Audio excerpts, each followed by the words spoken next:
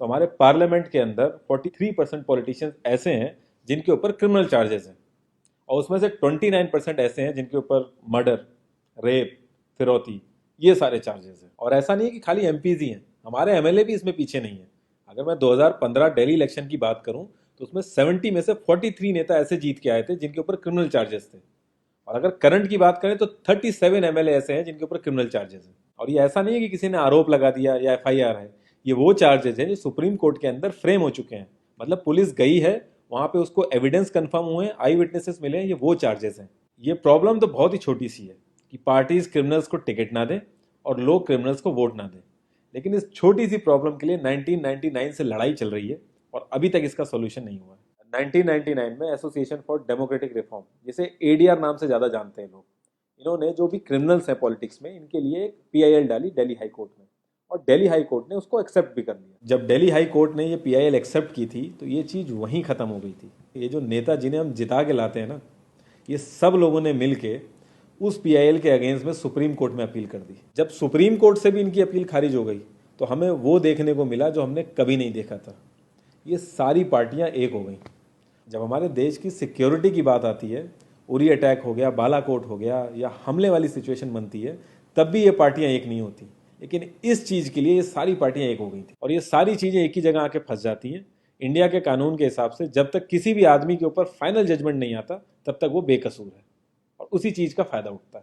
अगर कोई आईएएस की तैयारी कर रहा है और उसके ऊपर क्रिमिनल चार्जेस हैं तो उसे ऑफर लेटर नहीं मिलेगा। यहाँ तक कि क्लर्क की जॉब के लिए उसको दिक्कत आ जाएगी। लाखों कैदी ऐसे हैं जिन पर अभी जजमेंट नहीं आया है, जो अंडर ट्रायल है, उनको जेल में डाल रखा है। तो ये सारी चीज़ें जो एप्लीकेबल होती हैं सिर्फ पॉलिटिशियंस के लिए होती हैं, बाकी किसी के लिए नहीं। इतने बड़े सांसदीय क्षेत्र में पार्टियों के लिए इतना मुश्किल हो जा रहा है ऐसा कैंडिडेट ढूंढना जिसका कोई क्रिमिनल रिकॉर्ड ना हो। एडीआर की रिसर्च के हिसाब से क्रिमिनल कैंडिडेट के चांसेस 3 गुना ज्यादा होते हैं जीतने के क्लीन कैंडिडेट के मुकाबले। एक क्रिमिनल कैंडिडेट मनी और मसल पावर का परफेक्ट कॉम्बो बन जाता है। पार्टी के लिए फंडिंग इकट्ठी करनी हो, self financing, black money, campaigning के लिए फाइनेंस इकट्ठा करना हो, हर एक चीज में माहिर होते हैं। इसलिए पॉलिटिकल पार्टीज की ये पहली पसंद बन जाती है। पहले लोग इतनी डिमांड में नहीं थे, पहले वही भीड़ इकट्ठी करना, बूथ कैप्चरिंग, इन्हीं सब चीज़ों तक ये लोग लिमिटेड थे। लेकिन ये जैसे जैसे इनकी वर्सेटैलिटी बढ़ती गई, ये पॉलिटिकल पार्टीज की पहली पसंद बनते गए।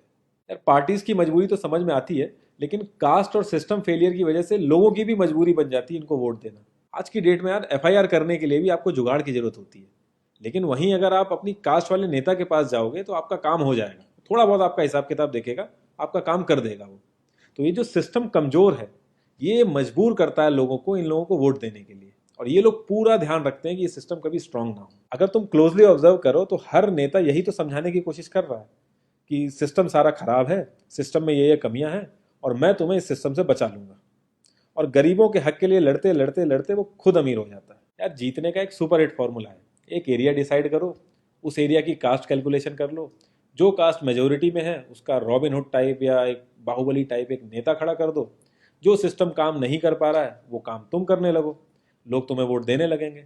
इन केस अगर कोई ज़्यादा होशियार बन रहा है या लोगों में ज़्यादा समझ आ गई है तो एक छोटा सा दंगा करा दो, लोगों की मजबूरी बन जाएगा तुम्हें वोट करना।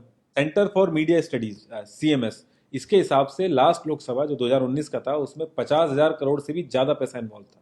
पूरे वर्ल्ड में इंडिया सबसे ज़्यादा पैसा खर्च करता है इलेक्शन में, यूएसए से भी ज़्यादा। तो यार तुम्हें क्या लगता है, इतना पैसा खर्च करके कोई जब आएगा तो वो रिटर्न ऑफ इन्वेस्टमेंट नहीं देखेगा? ऐसे ये सारी पार्टीज आपस में कितना लड़ती रहती हैं, कितने वैचारिक मतभेद हैं इनके आपस में, लेकिन जब भी ट्रांसपेरेंसी इन पार्टी फंडिंग की बात आती है ये सब लोग एक जैसा राग लापते हैं। ये लोग कभी भी पार्टी फंडिंग में ट्रांसपेरेंसी आने ही नहीं देंगे। एक बार जब ये लोग पावर में आते हैं ना तो पूरा का पूरा सिस्टम इनके हिसाब से चलता है, और जो पुलिस वाले इनके हिसाब से नहीं चलते ना उनका ट्रांसफर हो जाता है। 144 पुलिस ऑफिसर्स 1 लाख लोगों की सिक्योरिटी देख रहे हैं, और जब हमारे नेताओं की बात आती है तो 47,000 पुलिस वाले 14,842 नेताओं को सिक्योरिटी दे रहे हैं। अब बाहुबलियों को क्या जरूरत है सिक्योरिटी की? कभी किसी क्रिमिनल को देखा है जिसके आगे पीछे आईएएस पीसीएस पुलिस वाले जी हजूरी कर रहे होते हैं? बहुत ही वर्स्ट सीन होता है वो। हर साल रिपोर्ट्स आती हैं कि 75% से भी ज्यादा लोगों को पुलिस पे भरोसा ही नहीं है। इंडिया एक लौती ऐसी जगह है जहां पे पुलिस को देख के इंसान सेफ फील करने की बजाय डरता है। एक 15 साल के बच्चे तक को पता है कि आईपीएल में सट्टा लगाने के लिए किसके पास जाना है, लेकिन हमारी पुलिस को नहीं पता। और ये सारा सिस्टम, ये जो वीक सिस्टम है, हमारे नेताओं को बहुत सूट करता है, क्योंकि जिस दिन ये स्ट्रांग हो गया तो इन सब की दुकानें बंद हो जाएंगी। इंडिया की 65% आबादी 35 की एज से नीचे है। जो हमारा लोकसभा है उसकी एवरेज एज है 54 और राज्यसभा की एज 63.5 है।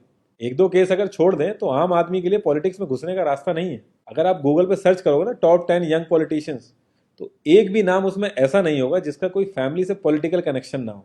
आज़ादी के बाद से 0.5% से भी कम पॉलिटिशियंस ने अपने बच्चों को आर्मी में भेजा है। वहां नहीं भेजते ये लोग। हम लोग इनसे मैनिफेस्टो में डिमांड ही कहाँ करते हैं। हम तो बस रिलीजियस मुद्दे देखते हैं मैनिफेस्टो में और खुश हो जाते हैं। इंडिया ने ब्रिटिश पार्लियामेंट्री सिस्टम अडेप्ट किया और उसमें एक बहुत ही इंपॉर्टेंट चीज़ है शेडो कैबिनेट, वो हमने छोड़ दी।